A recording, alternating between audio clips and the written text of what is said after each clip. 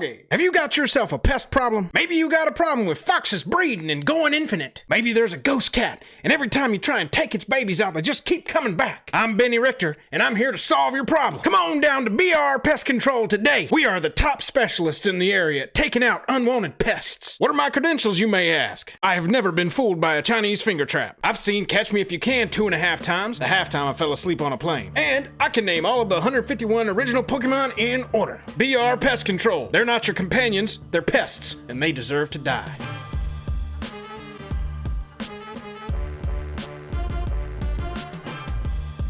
Special thanks to our Patreon supporters who power our channel. Check out our Patreon for monthly giveaways, exclusive content, and even a starring role in our fan fight series. Link in the description below. Hello and welcome to the day. Thank you for spending your time with us. Welcome back to another episode of Jake and Joel Are Magic. I am Joel. We're going to talk about our B&R announcement today for the companions and some brawl stuff. But first, if you liked the video by the end of it and you want to see more like it, hit that like button, hit that subscribe button. Let's jump into it. So today, May 18th, we had our first B&R announcement since Ikoria has come out. There's been a lot of concern about companions since Ikoria dropped. We've got Lurrus decks running around, we've got Yorion decks running around, and that's just in standard. There have been some top 8s lately, some top 32s, even just looking at a full swath of tournament played decks across lots of formats, that companions are having a huge impact. There's a lot of the pros and the cons that have been argued about the merits of these companions in Magic in general, but we've had our first fallout from just that. We've got Legacy. Lurrus and Zirda have both been banned, and Vintage Lurrus has been banned. Lurrus, the main reason that was cited was that the card pool is so wide. Having the deck building restriction of each permanent card in your starting deck has converted mana cost 2 or less doesn't really do that much to hinder your deck building ability when you're building for Lurrus of the Dream Den. And then it acts as this extra card and this engine. With one of the main complaints I'm seeing, Magic is supposed to be a little about variance. You want to build to avoid that, but Lurrus coming down every single game on turn 3, it's just not going to work in the long run. The other one was Zirda. So Zirda and Lurrus were both banned in Legacy simply for the card pools going too wide. Zirda, they also cited the fact that it does go infinite with Basalt Monolith. And the games, they said they hadn't seen a lot of games where that was happening yet. But the fact that the games where it was happening, the decks had such a high win percentage, they wanted to just go ahead and nip it in the bud. Now, they banned these outright, straight up.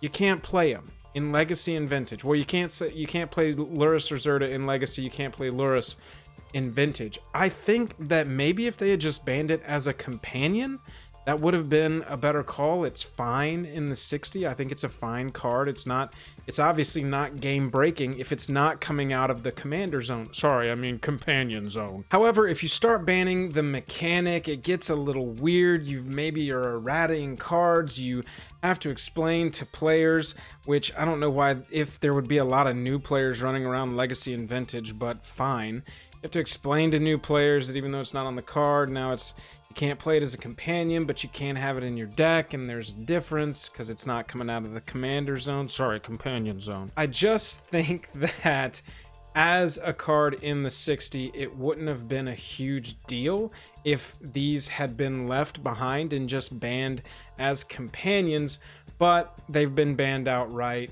You're not going to see the huge price hikes from these that you would have if they had stayed in Legacy and Vintage, so that sort of speculation is now gone, but they're still running rampant. Pioneer, Modern, Standard, they are everywhere. Not Zirda, but Lurrus. And Yorion is going to be part of the discussion sooner or later. Turns out 20 extra cards in Standard, not that big of a deck building restriction when you've got so many pushed and powerful cards. So those are the two that were banned in constructed play. Let's talk about our brawl things up here. Drannith and Winota. Drannith, it makes sense to me. They had already banned cards like Sorceress Spyglass. They want to cultivate this format to be Commander Light. They want it to be a fun and not feels bad kind of format. Look at Golos going away. Look at Draneth now going away. Your opponents can't cast spells from anywhere other than their hands. They don't like can'ts. They only like cans in Brawl, and it makes sense why a card like this would get shut down, especially with so much graveyard synergy running around right now in the format. It's interesting to me that Hushbringer has never been discussed, and that shuts down all ETBs, but I guess because it's an effect that hits everybody, it's not so much because you can't get your ETBs either, just like your opponents can't. But with Draneth Magistrate, nobody on the other side of the table can cast spells from anywhere other than their hands, but you could still interact with your graveyard. The other one was Winota, Joiner of Forces. They just cited having a really high win rate with this card. It seems strong but suitable for me. It's Brawl, so it's tough. I always want the meta to have time to figure it out. Right after Ikoria came out on Arena, all you saw were Lurrus decks. Then people built Yorion. All you saw were Yorion decks. Then people found the Luca, Agent of Treachery deck, and that's a lot of what you see. But Red Bull tournament recently, last weekend, showed us that a lot of other decks can be viable too, and so the meta just hasn't had time to figure itself out. With Brawl, I mean, it's like, what are we talking about? It's a casual format. It's not a competitive format.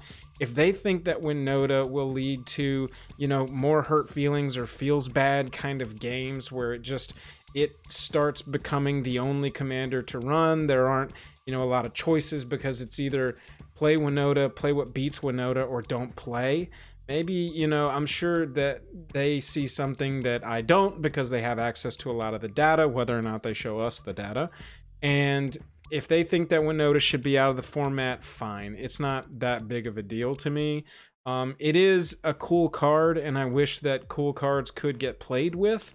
But again, if they think it's either Winota or what beats Winota or don't play, I would rather just not have Winota in the format, I guess. So there's two big things I want to cover with these last two paragraphs that were on this announcement, because if you kind of read between the lines, number one, I agree with one of their points, and number two, you can kind of see what's coming. So the first thing is right here. As of right now, we're seeing a diverse and dynamic metagame that changes from week to week in Standard, Pioneer, and Modern. I don't know about Modern, but sure. Before determining whether any changes are necessary and what the right changes would be, we need to see the metagame come closer to an equilibrium state, and that is what I'm saying, especially for Standard.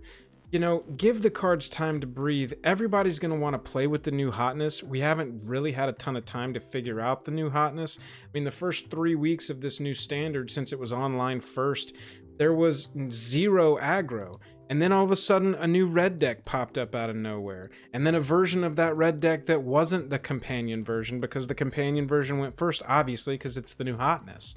And so I know a lot of major streamers, Crokies for instance, have been trying to find an aggro deck that legitimately works simply because of how good a lot of the decks, Fires, Luca, can be by like turn 4 or 5. You have to pretty much have them dead by turn 4 or 5, or be able to catch them with residual damage maybe turn 6 or 7, or you're not going to win with your aggro deck. I know a lot of players have been trying to figure out. Right now the consensus is aggro is very weak.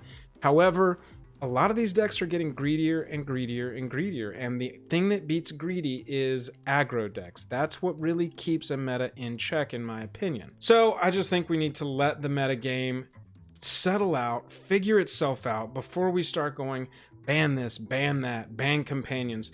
A lot of what I've seen from the buzz of Mark Rosewater's Twitter or from the buzz from Wizards Twitter, it seems like companion is something that they may want to keep printing small versions of in each set. Maybe even if it doesn't really fit, you can print companions that have to do with the plane. They don't necessarily have to fit, this only monsters mechanic set. I mean, if we're going to Zendikar next, there's plenty of animals there that can be companions. Even if we were back on Ravnica, I mean, like a little street rat, that would be a fun companion. A 1-drop, some kind of little rat that, you know, you need whatever the deck building restriction is. But what I'm saying is there are animals you can have companions like planeswalkers. You can have companions on any plane, and this may be something that they want to do going forward.